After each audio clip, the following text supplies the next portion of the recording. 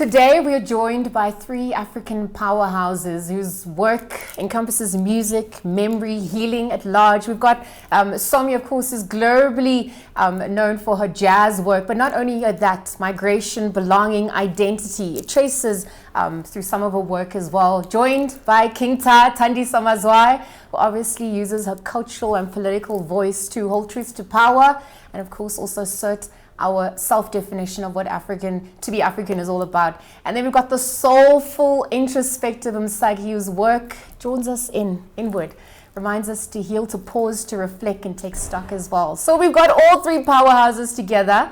They're from different generations, but obviously they have different soundscapes. But through that difference, there's that unity when it comes to their commitment to heal, to restore, and to unite through using their voices as well. This is all going to take center stage at the Sankofa Heritage Festival that's also happening. And so we're joined by them. They're going to be using music and memory as power and prayer to really assert that agency.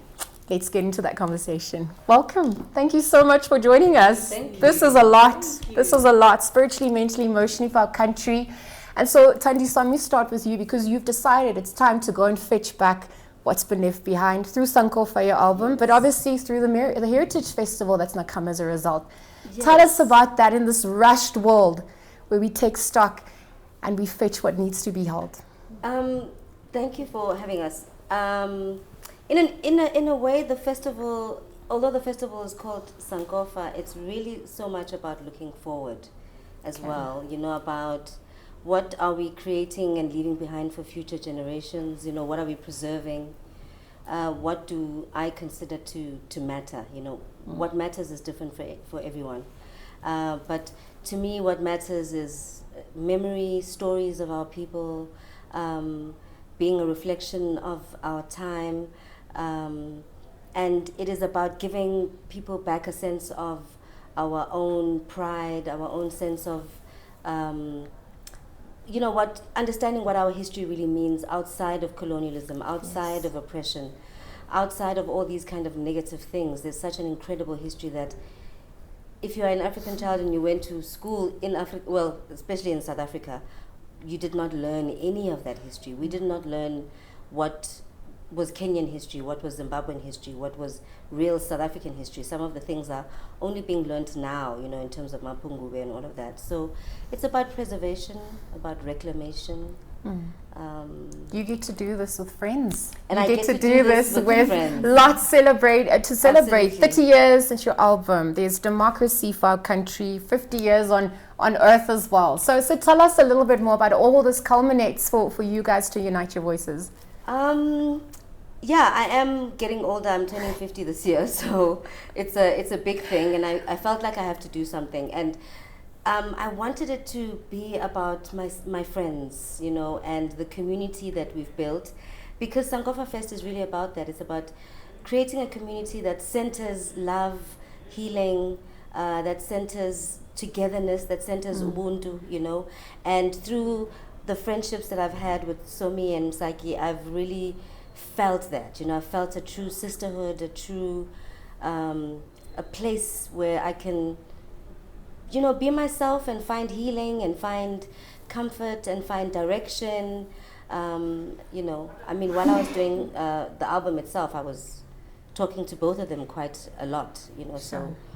Yes. Okay, so before we bring you into the conversation, I just want to look at you also handing the baton over, because as much as you're collaborating with friends, you've got the talent show. You're also allowing new voices to come in. That's how you keep the memory alive. Tell us about that intention as well. It's important, I started in this industry, I was 19 years old, and I was discovered, I always say I was discovered by my friends, but the first musician who called me and said, let's go into studio, was Don Lack, who is a jazz legend in South Africa. And so I know that, when you're a kid, sometimes you just need someone from another generation to see or to plant a seed in you, Brahu Masigela, all the things that they said to me, they planted a seed about what would happen in my life. Not what I thought would happen, but what, they saw in me, something greater. So this idea of having a competition for an opening act is about that. It's about igniting a flame. I mean, that artist already has a flame, but Yes. it's about just kind of fanning a flame so that it can grow into whatever it's destined to become, you know. Yeah. And I'm excited to do that. And this is work that Msaki does all the time. This is work that Somi does all the time with Salon Africana. So I'm really just kind of joining a heritage, a lineage of women that have always supported other women, and women that have always been about cultural work, about memory work, about healing work. What Mama Mira Makeba did, what Mamleta did, what Busim Klongo did, what Huma Sigela did. These are relationships that I've had in my personal life that have perpetuated my career, and so I'd like to extend that same space. Okay. To Well, someone speaking else. of space, we're joined by Msaki and Somi as well. And let me bring into the conversation. You've spoken about how you've built a home in sound.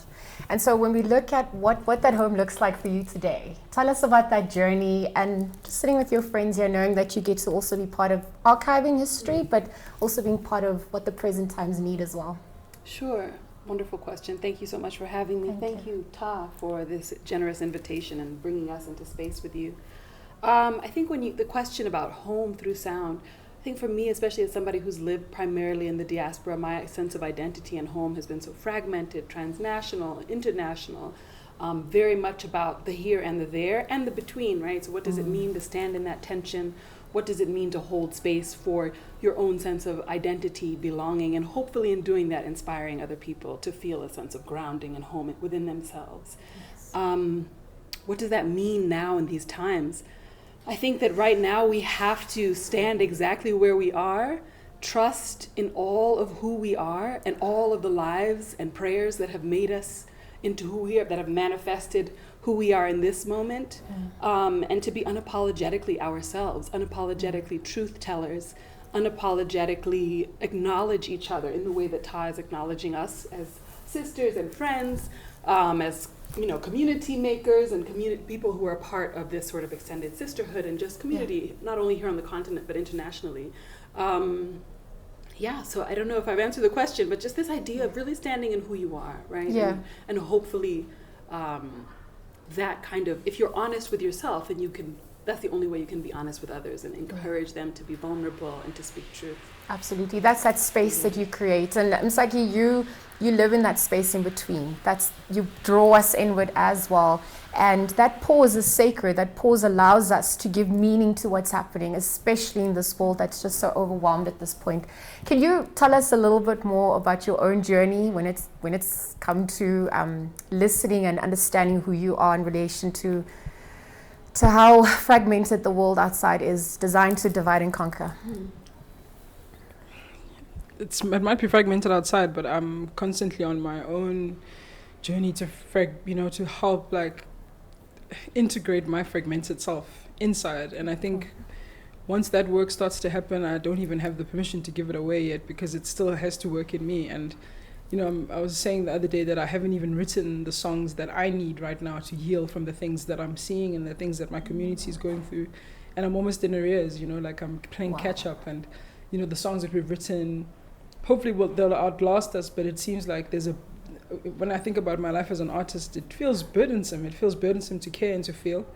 And I always feel like, if I didn't have people like Somi and Thandiswa to look to, as they're doing it so gracefully and with the longevity and the fact that they've made sense of this in different spaces, in different continents, in different sounds over generations. I mean, both of them made sense to more than one generation. Yes. I'm still trying to make sense to this one. I'm still trying to make sense to myself. So for me, it's a constant search to look for the song lines that are going to sew our hearts together, starting with my own. And it's touch and go. Every day is a day where you can heal, but it's also a day where you must go to the shadow, and it's not an easy journey to go and stare at yourself and see the things that need to come to the light. So you're very intentional about handing the baton over, just as it was handed over to you. And so when we're looking at beyond your friends joining you, who else is going to be on the lineup for the sacred endeavor? Yeah, well, we're still going to announce the opening act. I haven't quite